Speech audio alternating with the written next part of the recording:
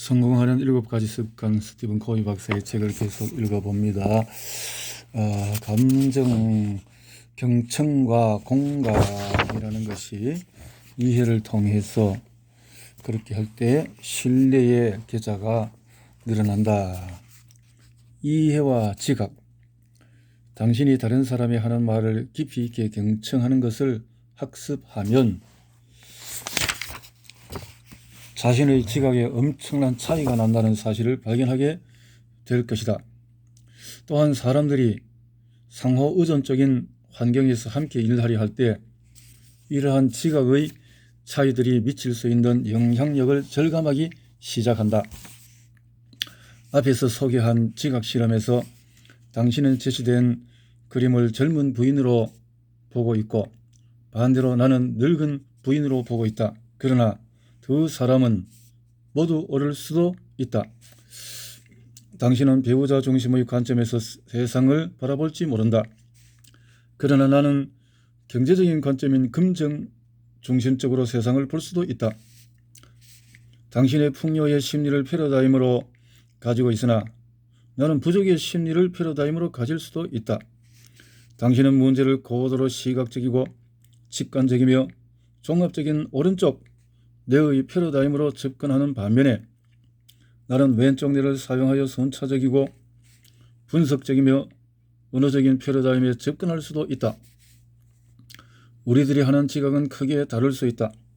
그리고 우리 두 사람은 각자의 패러다임을 가지고 오랫동안 살아왔다. 그리고 우리의 패러다임을 사실이라고 생각하면서 사실을 보지 못하는 사람이 있으면 그 사람의 성품이나 정신적인 능력에 의문을 가지기도 했다. 그러나 우리는 이 같은 모든 차이점에도 불구하고 자원을 관리하고 목표를 달성하기 위해 함께 일하고자 노력하고 있다. 그것은 결혼 생활일 수도 있고 어떤 직장이나 지역사회의 봉사활동일 수도 있다. 그렇다면 우리는 이 문제를 어떻게 해결할 수 있는가? 어떻게 하면 우리들이 갖고 있는 개인적인 지각의 한계를 뛰어넘어 깊숙한 내면적인 대화를 나누고 또 그럼으로써 문제를 협력 처리하여 우리 모두가 이기는 성성의 해결책에 이를 수 있을까? 그 대답이 바로 습관 5이다. 이것은 모두가 이기는 성성 과정의 첫 단계에 해당한다. 설사 다른 사람이 이 같은 패러다임에 동의하지 않는다 하더라도 우선 그 사람을 이해하려고 애써 보자. 이 같은 원칙은 다음과 같은 경험을 나에게 들려준 어떤 중력에게 매우 강하게 적용되었다. 나는 전국의 지점망을 가진 대형 금융회사와 계약을 놓고 협상 중에 있던 어느 조그만 회사에 근무하고 있었습니다. 이 금융회사는 샌프란시스코에서 변호사를 데려오고 오하이오에서는 협상 전문가를 초빙해 왔으며 자기 그룹에서도 행장 2명을 데려오는 등 총 8명으로 구성된 협상팀을 만들었습니다. 내가 일하고 있던 회사는 승승 혹은 무거래 원칙을 지키도록 결정했지요. 우리 회사는 서비스 수준과 여기에 따르는 비용을 대폭적으로 인상하려 했지만 이 거대한 금융기관의 요구에 거의 압도되고 있었습니다. 우리 회사의 사장은 협상 테이블에 마주 앉아 있는 상대방에게 이렇게 말했습니다. 우리는 당신들이 원하는 방식대로 계약서를 작성하고 싶습니다. 그렇게 함으로써 우리가 여러분의 요구와 관심사항이 무엇인지를 확실히 이해하고 싶습니다. 그리고 답변을 하겠습니다. 그 다음에 우리는 여기에 대해 이야기할 수 있을 것 같습니다. 이 말에 상대방 협상팀의 구성원들은 적잖이 압도된 눈치였습니다.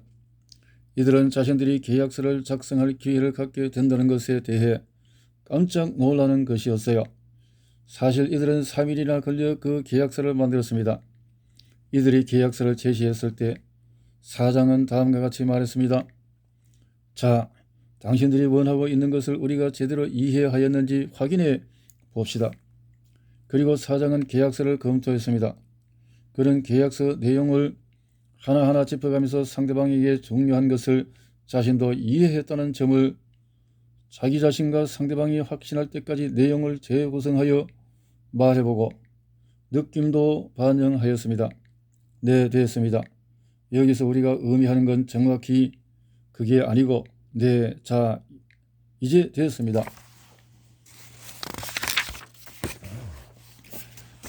이렇게 해서 사장이 이 사람들의 관점을 철두철미하게 이해했을 때 그는 자신의 관점에서 보는 몇 가지 관심사항을 설명했습니다. 그렇게 하자 이들은 듣고 있었지요. 이 사람들은 경청할 준비가 되어 있었습니다. 이들은 심리적인 공개를 얻기 위해 싸우고 있지 않았어요. 처음에 매우 공식적이고 거의 신뢰하지 않고 나아가 적대적이기조차 했던 분위기에서 시작되었던 협상은 이제 시너지를 얻을 수 있는 훌륭한 분위기로 바뀌어 있었습니다. 협상이 종결되는 말미에 협상팀의 구성원들은 이렇게 말했습니다. 우리는 기사와 일하기를 원합니다. 우린 이 계약을 하고 싶습니다. 가격이 얼마인지만 말씀해 주십시오. 서명할 테니까요. 그 다음 이해시켜라. 먼저 상대방을 이해하도록 노력하라. 그런 다음에 상대방에게 자기를 이해시켜라. 이해시키는 방법을 아는 것은 습관 5의 나머지 부분이다. 성성의 해결책에 이르기 위해서는 이것도 중요하다. 앞에서 성숙성을 정의할 때 용기와 배려 간의 균형 상태라고 말하였다.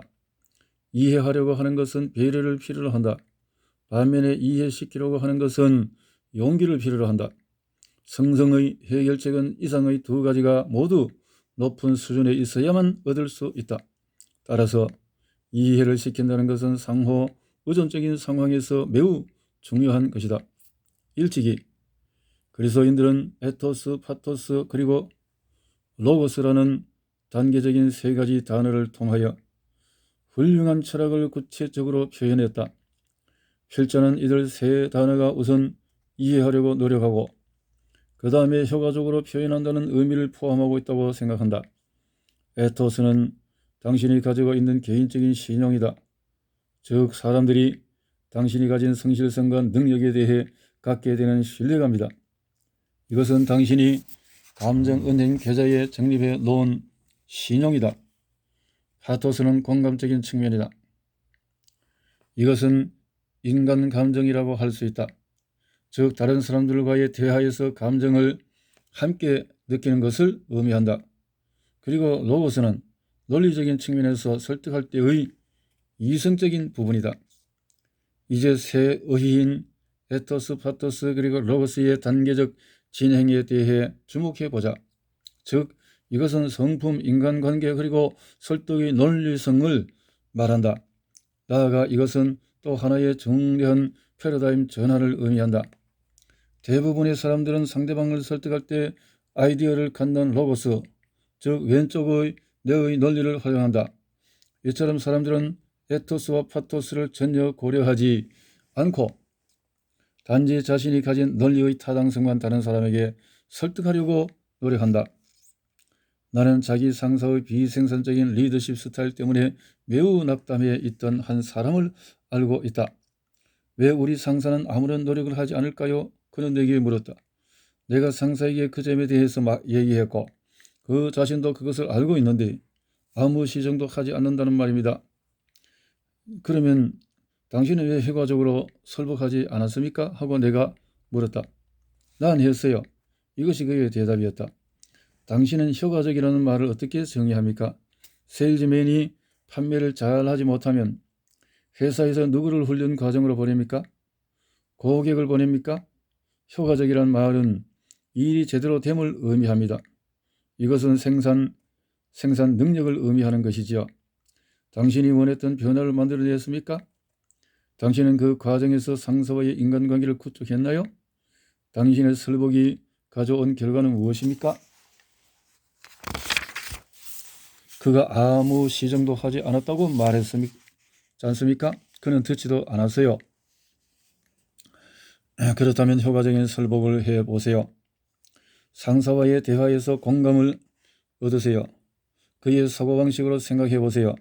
또 당신이 이야기하고자 하는 바를 간단하고 알기 쉽게 또 상사가 택하고 있는 스타일에 관해서 그 자신이 할 수 있는 것보다 훨씬 더 잘 설명해 보세요.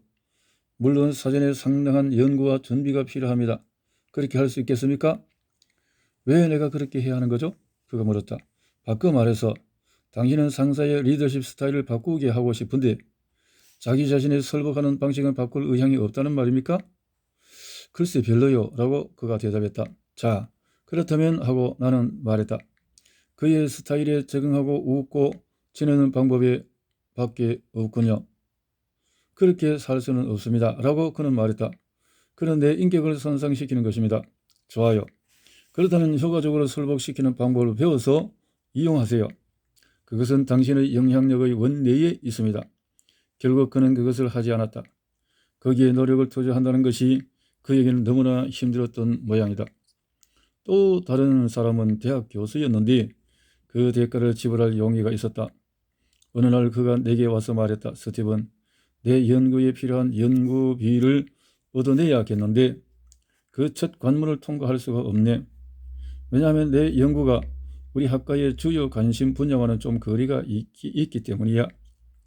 그의 처지를 오래 얘기해 본 다음 나는 그에게 에토스, 파토스 그리고 로고스를 사용해서 효과적인 프리젠테이션을 해보라고 권했다. 나는 자네가 진실하고 하고자 하는 연구도 우리 대학에 큰 이익을 가져올 것으로 생각하네. 그 사람들에게 자신이 지지하는 방침에 대해서 그들 자신이 할 수 있는 것보다 훨씬 더 훌륭하게 설명해 주기. 자네가 그들의 입장을 깊이 이해하고 있음을 그들에게 보여주란 말일세. 그 다음 신중하게 자네가 요청하는 논리를 설명하게. 그래 해보겠네 라고 그는 말했다. 자네 나와 한번 연습해 보고 싶나? 하고 내가 물었다. 그는 그렇게 하고 싶어 했고 우리는 그의 접근 방식을 미리 한번 연습해 보았다. 프레젠테이션을 할 때 그는 다음과 같이 시작했다. 저는 우선 제가 할 발표와 또 제가 하는 제안이 여러분이 갖는 목표와 관심을 정확하게 이해하고 있는지부터 살펴보고 싶습니다. 그는 시간을 들여 차근차근 그리고 천천히 이것을 해나갔다. 그가 다른 교수들에 대해 깊은 이해를 하고 또 그들의 관점을 존중해주는 발표를 해가는 도중에 한 노 교수는 다른 교수들을 향해 머리를 끄덕였고 다시 이 친구에게 고개를 돌리며 이렇게 말하는 것이었다. 연구비를 지원하겠소. 당신이 자신의 생각을 분명하게 상세하게 시각적으로 그리고 가장 중요한 것은 상대방의 패러다임과 관심에 대한 깊은 이해를 하는 상태에서 설명할 수 있으면 자기 생각에 대한 신빙성을 훨씬 더 증가시킬 수 있다. 당신은 이때 자기 스타일에만 집착하여 가도 연설식의 수식어로 설명해서는 안 된다. 당신은 철저히 이해해야 한다. 당신의 설명은 원래 생각했던 것과 다를 수도 있다. 왜냐하면 당신 자신이 이해하려고 노력하면서 학습했기 때문이다. 습관 5는 프레젠테이션을 하는 데 있어서 정확성을 높여주고 나아가 언행일치를 더욱 증가시키도록 해준다. 그러면 사람들은 당신의 이 같은 행동을 알게 된다. 사람들은 당신이 진정으로 믿고 있는 생각을 제시하고 있다는 점, 그리고 당신의 생각이 모든 사람들에게 이익을 줄 것이라는 사실도 알게 된다. 1대1의 대화. 습관 5는 우리가 가진 영향력의 원, 바로 그 중심부에 위치하고 있기 때문에 강력하다. 상호 의존적인 상황에서는 많은 요인들이 우리가 가진 관심의 원 내에 들어있다. 말하자면 여러 가지 문제점, 일치되지 않은 견해, 재반 여건, 그리고 다른 사람들의 행동 같은 요인들이다. 그런데 만일 우리가 자신의 에너지를 이 같은 관심의 원에 집중시킨다면 별로 바람직하지 못한 결과를 가져오는 데에 자신의 에너지를 소모시키게 된다. 그러나 우리는 항상 상대방을 먼저 이해하려고 노력할 수 있다. 이것은 우리가 통제할 수 있는 영향력의 원 내에 있는 것이다.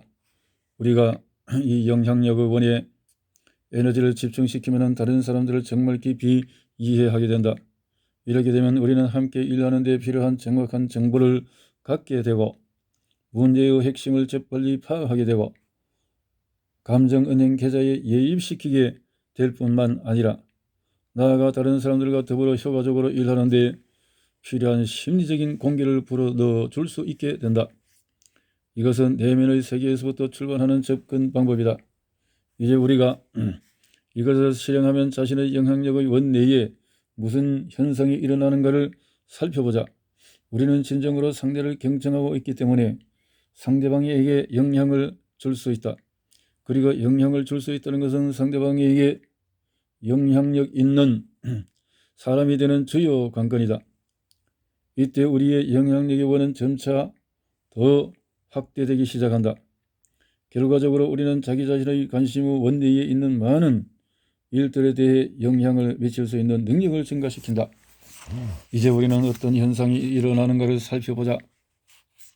우리가 다른 사람들을 깊이 이해할수록 그만큼 그들의 진가를 이해하고 하게 되고 더 큰 존경심을 느끼게 될 것이다.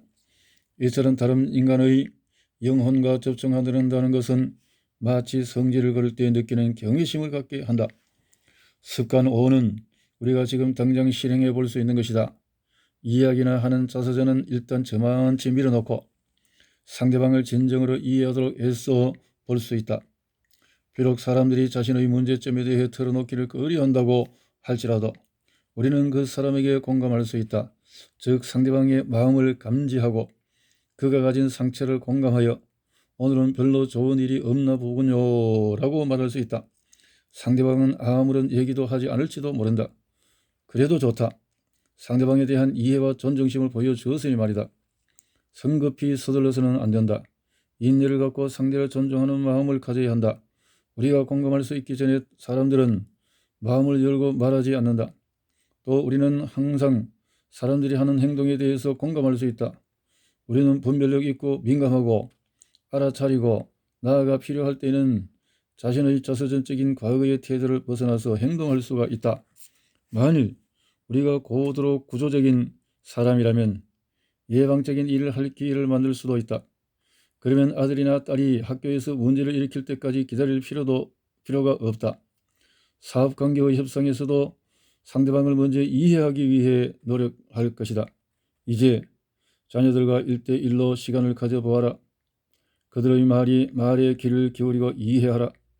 1대1로 자녀들의 시각을 통해서 가정, 학교생활, 그리고 이들이 직면하는 도전과 문제를 바라보라. 감정 은행 계좌에 예입하라.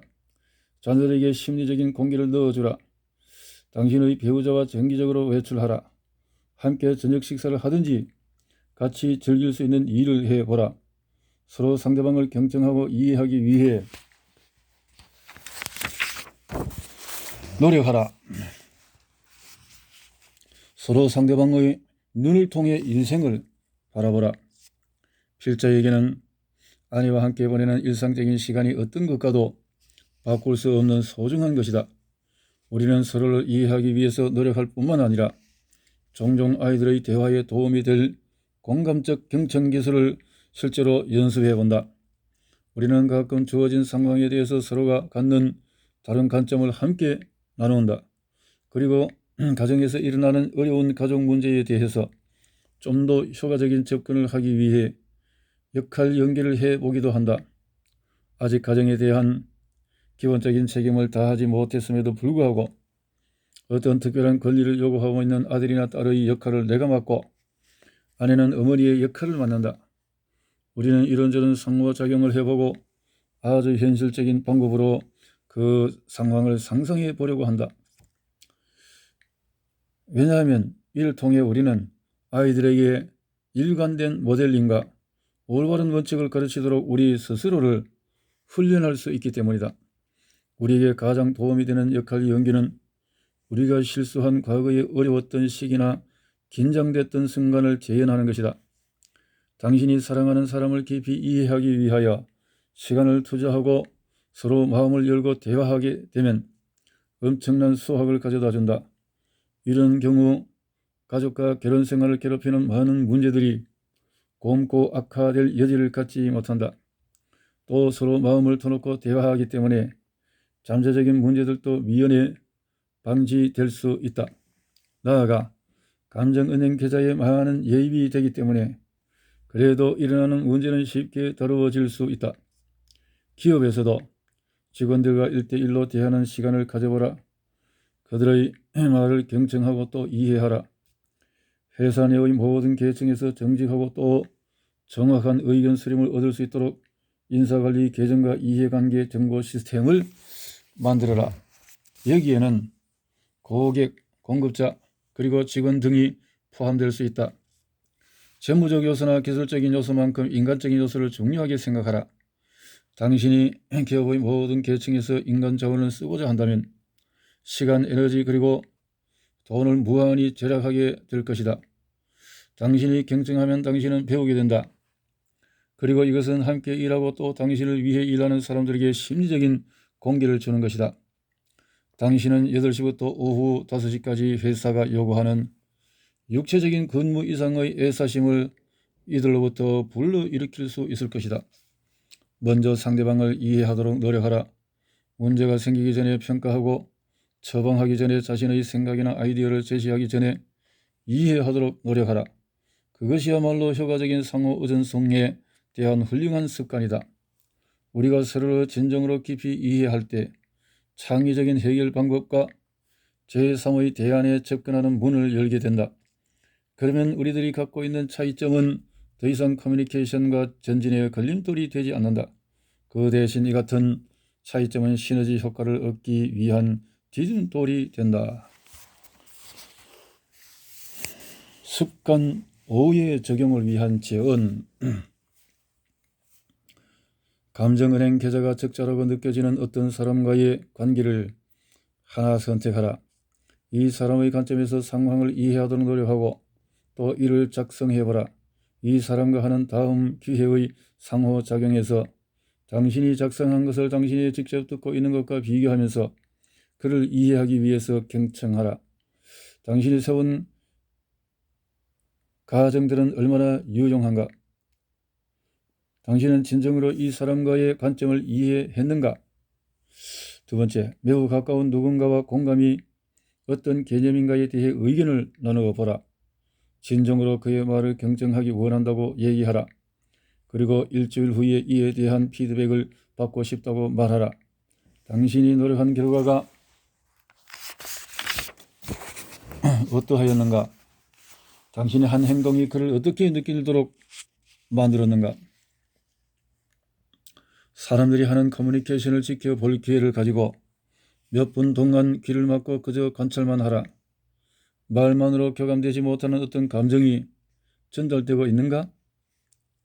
다음에는 당신 스스로 하는 자선적인 반응 중의 하나, 탐사, 판단, 충고, 해석을 부적절하게 사용하는 순간을 잡아보라. 그리고 그 잘못을 인정하고 사과하여 신뢰를 예입시키는 기회로 만들어보라. 죄송합니다. 제가 진정으로 이해하려고 노력하지 않았다는 점을 이제 알았습니다. 다시 시작할 수 있을까요? 다섯 번째, 다음에 프레젠테이션을 할 때는 공감의 기초를 두라. 상대방의 관점을 그 사람보다 더 잘 설명해보라.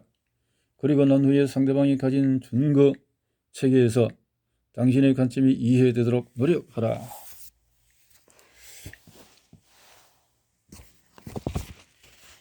이렇게 해서 이제 여기까지 보게 되어졌네요. 습관 5에서 경청하고 이해를 하도록 하자, 돕자.